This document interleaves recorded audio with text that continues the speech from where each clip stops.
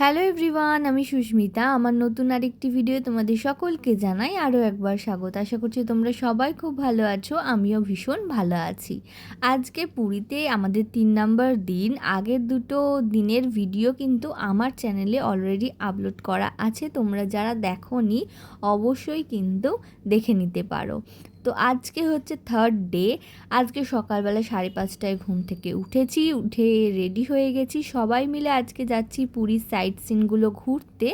এখন ঘড়িতে বাজে ওই 8টা মতন। 8টার সময় আমাদের গাড়ি আসার কথা ছিল, তো গাড়ি কিন্তু ঠিক টাইমে এসে গেছে আর আমরা সবাই গাড়িতে উঠে পড়েছি। আজকে আমরা কোণারকের মন্দির যাব, স্যান্ড মিউজিয়াম যাব, আরও অনেক অনেক জায়গায় যাব। পুরো ভিডিওটা দেখতে থাকো, একদম স্কিপ করো না। আশা করছি তোমাদের ভিডিওটা খুব ভালো লাগবে। আমরা আজকে ফার্স্টেই চলে এসেছি স্যান্ড আর্ট মিউজিয়ামে। এখানে কিন্তু 40 টাকা করে পার হেড টিকিট। তো আমরা ফার্স্টেই টিকিট কেটে তারপর ভেতরে ঢুকে পড়লাম। বালি দিয়ে এত সুন্দর সুন্দর এই জিনিসগুলো তৈরি করা হয়েছে, দেখে দারুণ লাগছিল। সমস্তটাই কিন্তু বালি দিয়ে তৈরি করা। পুরীতে ঘুরতে এলে তোমরাও কিন্তু এই স্যান্ড আর্ট মিউজিয়ামে ঘুরে যেতে পারো। আমাদের কিন্তু বেশ ভালো লেগেছে, এই ফার্স্ট টাইমই এলাম, তাই তোমাদের সাথে শেয়ার করছি। অবশ্যই কিন্তু তোমরা এই স্যান্ড আর্ট মিউজিয়ামে ভিজিট করতে পারো। দেখো কি সুন্দর সুন্দর, সমস্তটাই কিন্তু বালি দিয়ে তৈরি। তো এখান থেকে বেরিয়ে তারপর আমরা রওনা দিলাম চন্দ্রভাগা সি বিচের দিকে। তার আগে রাস্তাটা কি সুন্দর দেখো। তো সি বিচে নেমে আমরা কিন্তু প্রচুর ছবি ভিডিও তুললাম। এখানে সি বিচটা প্রায় অনেকই ফাঁকা পুরী সি বিচের থেকে। তো তারপর আমরা ওখান থেকে চলে এলাম কোণারকের সূর্য মন্দির দেখব বলে। এখানেও কিন্তু টিকিট সিস্টেম। তো টিকিট কাটা অলরেডি হয়ে গেছে, পার হেড 40 টাকা করে টিকিট।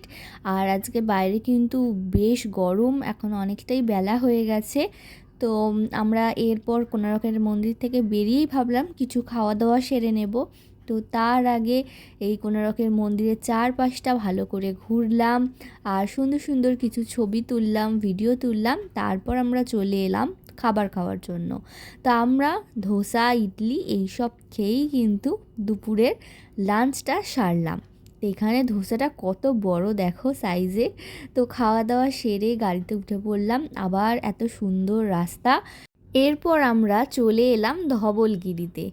বেশ গরম এখানে, কিন্তু পাথরের ওপর পা রাখা যাচ্ছে না, এতটাই গরম। তো তারপর আমরা একটু থামস আপ কিনলাম, সবাই ছোট ছোট বোতল। তো ওই 20 টাকার বোতলগুলো সবাই একটা করে হাতে নিয়ে গাড়িতে খেতে খেতে গান শুনতে শুনতে এবার রওনা দিলাম ধবলগিরি আর উদয়গিরি দেখব বলে। তো এখানে গাড়িটা পার্কিং করে আমরা একটু দাঁড়িয়ে ছাওয়ায় গল্প করছিলাম। অনেকটাই বেলা হয়ে গেছে, প্রায় ওই ঘড়িতে বাজে 1টা 1:30 প্রায়। তো আমরা এখানেও এসে টিকিট কেটে নিলাম। টিকিট কেটে একদম অপোজিট সাইডেই দুটো রয়েছে, উদয়গিরি আর খণ্ডগিরি। তো আস্তে আস্তে উঠবো। আর এখানে কিন্তু প্রচুর হনুমান এদিক ওদিকে লাফাচ্ছে। তো আস্তে আস্তে আমরা কিন্তু ওপর দিকে উঠছি, বেশ গরম। আর ওপরে উঠে একটু গাছের তলায় বসেছিলাম, তখন বেশ ঠান্ডা লাগছিল। একদম টপে গিয়েছিলাম, গিয়ে ওখানে বসেছিলাম। ওখান থেকে কিন্তু ভুবনেশ্বর এয়ারপোর্টও দেখা যাচ্ছে। আজকে যেহেতু সোমবার, নন্দনকানন বন্ধ থাকে সপ্তাহের একদিন, সেরকমই শুনলাম যখন গাড়ি বুক করা হয়েছিল। তো বাকি স্পটগুলো কিন্তু আমাদের সমস্তটাই ঘোরা কমপ্লিট। এখন আমরা গাড়িতে উঠে পড়েছি হোটেল যাওয়ার উদ্দেশ্যে। এখন ঘড়িতে বাজে ওই 4টে মতন প্রায়। আর আমরা গাড়ি থেকে নামলাম সন্ধে ওই 6টা 20 নাগাদ করে। তো আমরা নেমে তারপর হোটেলে গেলাম। আর আজকে সন্ধেবেলা কোথাও বেরোনোর তেমন প্ল্যান নেই, কারণ সারাদিন অনেক জার্নি হয়েছে। তো এসে হোটেলে ফ্রেশ হয়ে নিলাম, ফ্রেশ হয়ে বসে বিস্কুট চিপস এইসব খাচ্ছিলাম। তারপর সারা সন্ধে আমরা গল্প করেই কাটিয়েছি। তারপর ওই 9:30 10টা নাগাদ করে ডিনারটাও সেরে নিলাম। তারপর রুমে এসে শুয়ে পড়ার পালা। তো দেখা হচ্ছে নেক্সট ভিডিওয়ে। ততক্ষণ সবাই সুস্থ থেকো, ভালো থেকো, গুড নাইট।